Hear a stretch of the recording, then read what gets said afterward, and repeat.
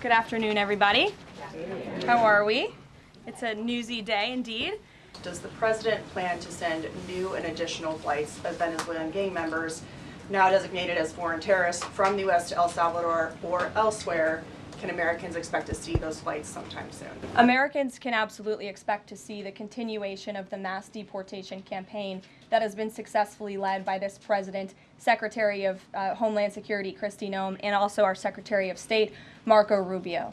Since you brought up the judges, I would like to point out that the judges in this country are acting erroneously.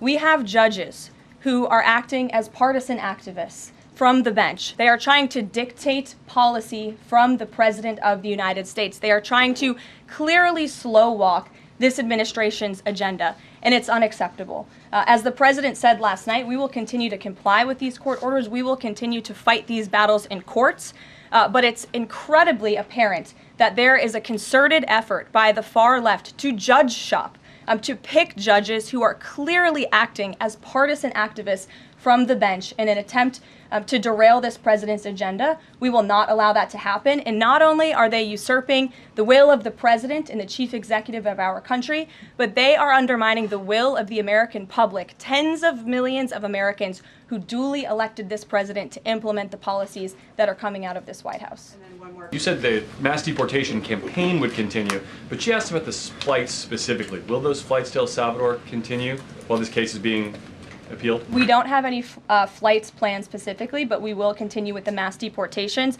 And I would just like to point out that the judge in this case is essentially trying to say that the president doesn't have the executive authority to deport foreign terrorists from our American soil. That is an egregious abuse of the bench. This judge does not have that authority. It is the opinion of this White House and of this administration, and that's why we're fighting this in court.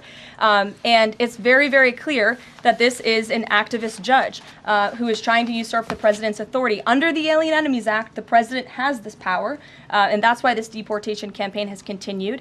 And this judge, Judge Boasberg, is a Democrat activist. He was appointed by Barack Obama. His wife has donated more than $10,000 to Democrats, and he has consistently shown his disdain for this president and his policies, and it's unacceptable. Judge Boasberg was originally appointed by George W. Bush and then elevated by Barack Obama. I just feel like I should clear that up. Prohibition brings new meaning to President Trump's promise to always look out for the forgotten man and woman. Well, look, the president has made it clear that he believes this judge in this case should be impeached, and he has also made it clear that he has great respect for the Chief Justice John Roberts, and it's incumbent upon the Supreme Court to rein in these activist judges. These partisan activists are undermining the judicial branch by doing so. We have co-equal branches of government for a reason, and the president feels very strongly about that. Can the administration provide any more details on how authorities determined that each of those men were in fact members of a gang? And if the White House can publish images, photos, videos of those men, why can't the administration just release basic information like their identities and names? We are not going to reveal operational details about a counterterrorism operation, but what I can assure you, as I said on Monday, we have the highest degree of confidence in our ICE agents and our Customs and Border Patrol agents who have committed their lives to targeting illegal criminals in our country, particularly foreign terrorists, and they had great evidence and indication. They have the highest degree of professionalism, and they were 100% confident in the individuals that were sent home on these flights and in the president's executive authority to do that. To follow up, I know in the last briefing you cited privacy concerns as a reason why the administration may not be able to reveal the identities.